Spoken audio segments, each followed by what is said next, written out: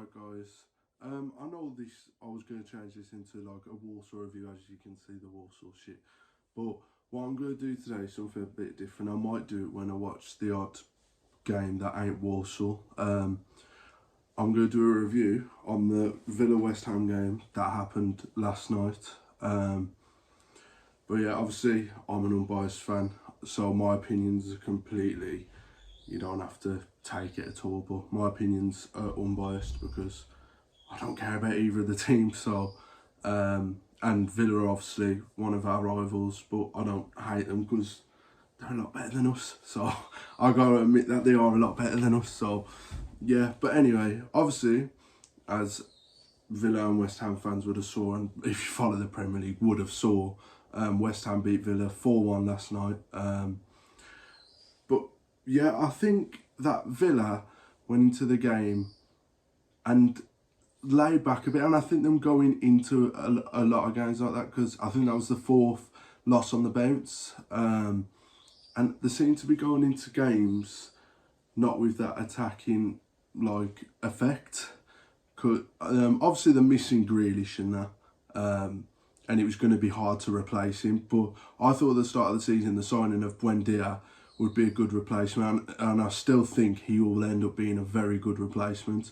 I just think we need a little bit more time, and we'll see probably the best of Buendia. He just needs a bit more time in the Aston Villa squad and all that to properly gel, and then I think he'll be a really good player and be a really good replacement for Grealish. But I think what happened last night was Villa just stayed back and that didn't really show much attacking threat.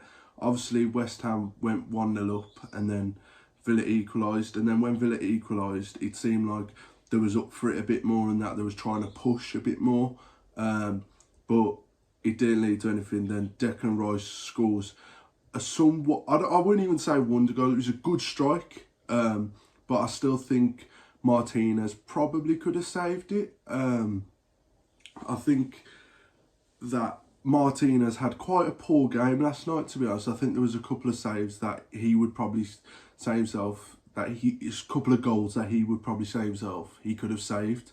And yeah, I think Martinez would be kicking himself with how he performed yesterday. But I also think that the defending from Villa was not very good either. I don't think West Ham played amazing, but they got 4 goals, and Villa just seemed to invite the pressure and just stay back. And then obviously going down to 10 men, I personally think that Konza getting sent off was unfortunate. I think that the Corner Hughes challenge was way worse, because if you look at it from a perspective, it was like an elbow went into the face, but obviously they saw it as a goal scoring opportunity and Konza got sent off. But I think that Mings coming on didn't help Villa at all, because I think it's one of them, he obviously club captain and that, but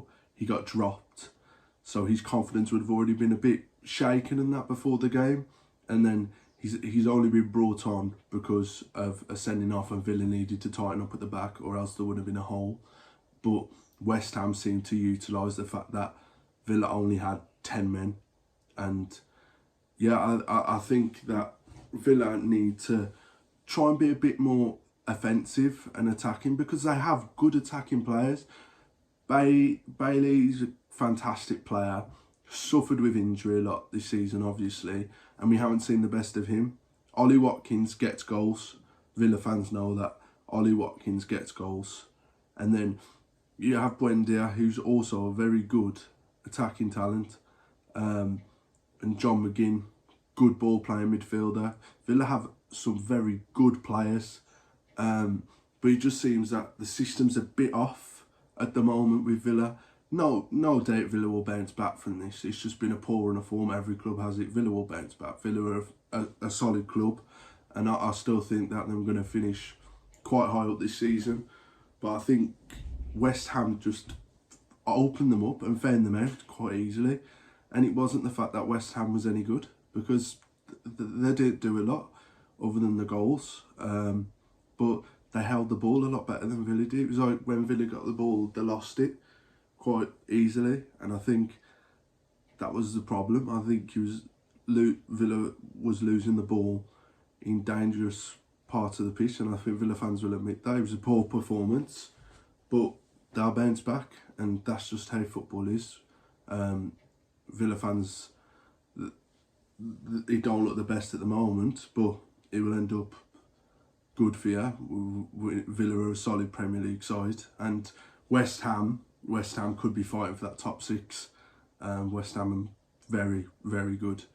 But yeah, just a quick one. My opinions on the game.